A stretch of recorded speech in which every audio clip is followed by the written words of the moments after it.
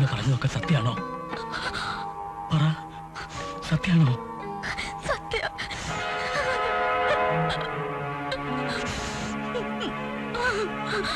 സത്യം.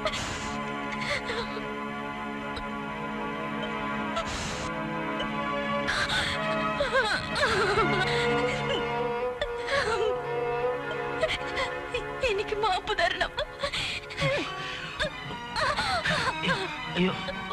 അയാളുടെ അടുത്തുനിന്ന് രക്ഷപ്പെടാൻ എനിക്ക് വേറെ വഴിയില്ലായിരുന്നു. എന്നെ വേണം കൊന്നോളൂ, എന്നാലും അയാളോടൊപ്പം എന്നെ പറഞ്ഞേക്കരുത്. കുഞ്ഞു പറഞ്ഞൊക്കെ സത്യം. ആ വാക്കിന് മിണ്ടിപ്പോകരുത്. ഒരിക്കൽ നിങ്ങൾ പറഞ്ഞില്ലേ കുറെ കഥകള്? അച്ഛാന്ന് വിളിച്ചപ്പോ എല്ലാം മറന്ന് ഞാനതങ്ങ് ആശ്വസിച്ചു. ഇപ്പൊ അയാളും എന്ന് പറയണു വേറൊരു കഥ. ഇനി ആ കഥയും മാറും. കഥകൾ ഒരുപാടുണ്ടാകും ഇവിടെ. അതെല്ലാം വിശ്വസിക്കാനും ബലിയാടാവാനും നമ്മളൊക്കെ ഉണ്ടല്ലോ, ഇല്ലേ? ഞാൻ പറയുന്നൊന്ന് വേണ്ട. ഒരു ഭ്രാന്തി പെണ്ണിന് സമ്മാനമാണാനുള്ളതല്ല ആലഞ്ചേരി തമ്പ്രാക്കളുടെ ജീവിതം. ഈ നിമിഷം രണ്ടുപേരും ഇവിടെ ഇറങ്ങണം. പൊയ്ക്കോ, എങ്ങോട്ടെങ്കിലും പൊയ്ക്കോ. എന്റെ കൺമുമ്പിൽ എന്നെ കണ്ടുപോകരുത്. വേണമെങ്കിൽ ഒരാഴ്ച വടക്കേ പറമ്പിൽ താമസിക്കാം, അല്ലെങ്കിൽ എങ്ങോട്ടാച്ചാ പോവാം. അതൊക്കെ നിന്റെ ഇഷ്ടം. കുറച്ചു കാലം മകളായി കണ്ടുപോയതിന്റെ ഔദാര്യം കാണിക്കണമല്ലോ. അവസാനമായി ഞാൻ ഒരു വാക്കെങ്കിലും വേണ്ട. അവസാനമായിട്ട് പറയേണ്ട വാക്ക് ഞാനിതുവരെ പറഞ്ഞിട്ടില്ല. അത് പറയണതിന് മുമ്പ് ഇറങ്ങ.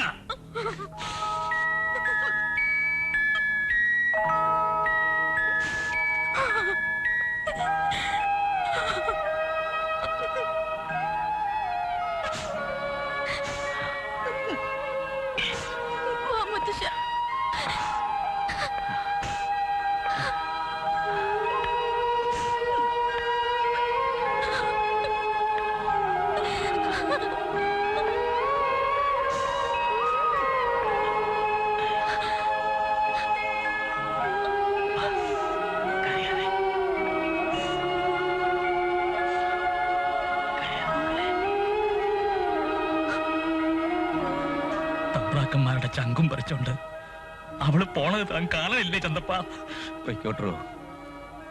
പോയിക്കോട്ടെ. ഇപ്പോഴാണ് തമ്പുരാക്കന്മാർ ശരിക്കും വെട്ടിൽ വീണത്. എടാ, ഈ വർമ്മയെ ആരാ നമ്മുടെ മുമ്പിൽ കൊണ്ടുവന്നെന്ന് അറിയോ? ദൈവം. അത് പിന്നെ എനിക്ക് അറിഞ്ഞൂടാ റൈറ്ററെ. അടുത്ത ഞായറാഴ്ച വരൂന്ന് പറഞ്ഞാ അയാൾ പോയിരിക്കുന്നത്. അയാൾ വരട്ടെ. അയാൾ വന്നാൽ സർവ്വവിധ സൗകര്യങ്ങളും ചെയ്തു കൊടുത്ത് നമുക്ക് അയാളെ സഹായിക്കണം. അവസാനമായി ഞാൻ ഒരു വാക്കെങ്കിലും വേണ്ട.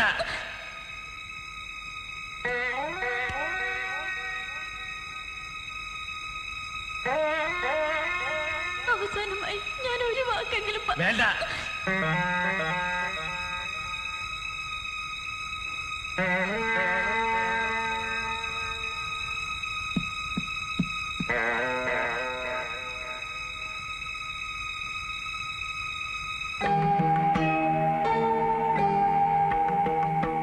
എന്താ ചാത്തുക്കുട്ടി?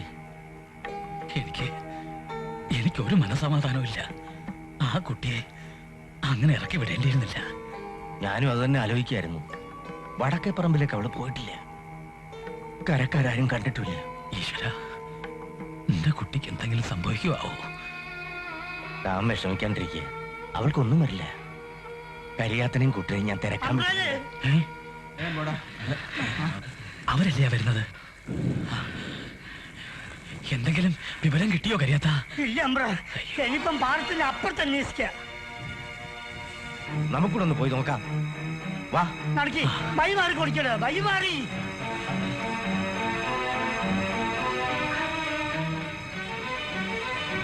എന്താ കുഞ്ഞാലി? അത് എനിക്കൊരു കാര്യം പറയാനുണ്ടായിരുന്നു. എന്താ കുഞ്ഞാലി? അത് പറഞ്ഞ തമ്പ്രാക്കളെ കൊന്നാലും വേണ്ടിയില്ല. ആ മേനെയും കുട്ടിനെ ഇറക്കി വിട്ടപ്പം എനിക്ക് സഹിച്ചില്ല. ഇനി കാര്യം എന്താന്ന് വെച്ചാ പറ. അതെ അമ്പ്രാനെ, അവരെന്റെ ചായപ്പീടിയാലുണ്ട്. എനിക്ക് അവരെ വിടാൻ തോന്നിയില്ല. കുഞ്ഞാലി, നീ ആടാ തറവാട്ടി പറഞ്ഞവൻ ചന്തപ്പ.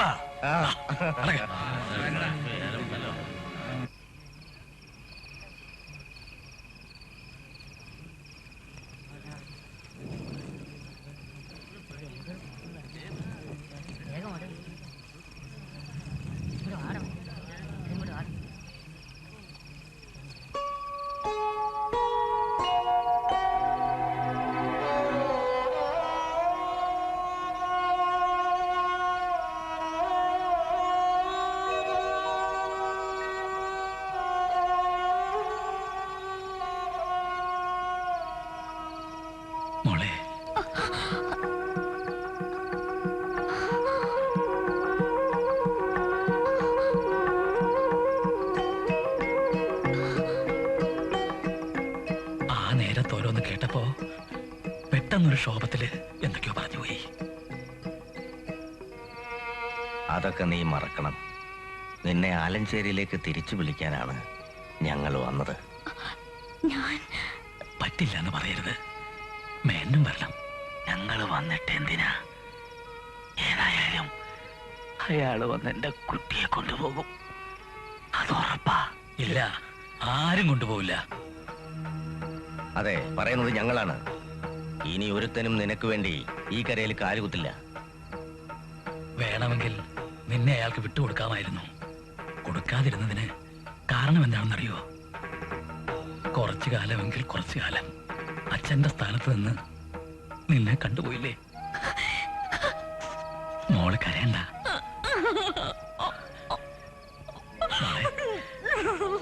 മോള് വാ. വാ.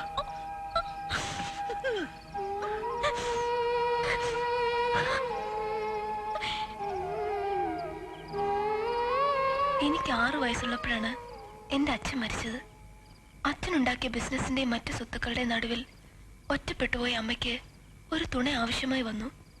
അങ്ങനെയാണ് കേശുവർമ്മ എന്റെ അമ്മയെ രണ്ടാമത് വിവാഹം കഴിച്ചത്. ചെറുപ്പം മുതൽ എനിക്ക് അയാളുടെ വെറുപ്പായിരുന്നു. അച്ഛൻ എന്റെ പേരിൽ എഴുതി വെച്ച സ്വത്തിലായിരുന്നു. അയാളുടെ കണ്ണെന്നറിഞ്ഞപ്പോ എന്റെ എതിർപ്പിന് ശക്തി കൂടി. ഇല്ലാത്ത ഭ്രാന്തിന്റെ പേരിൽ അയാൾ എന്നെ മെന്റൽ ഹോസ്പിറ്റലാക്കി.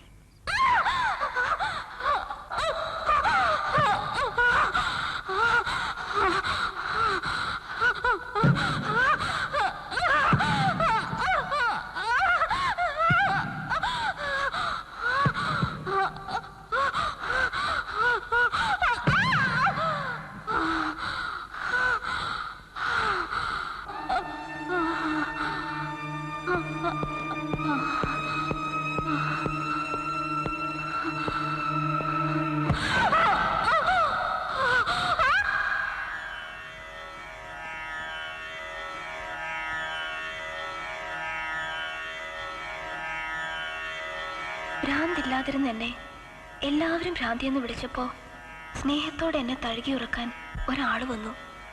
ആലഞ്ചേരിയിലെ കെട്ടിലമ്മ.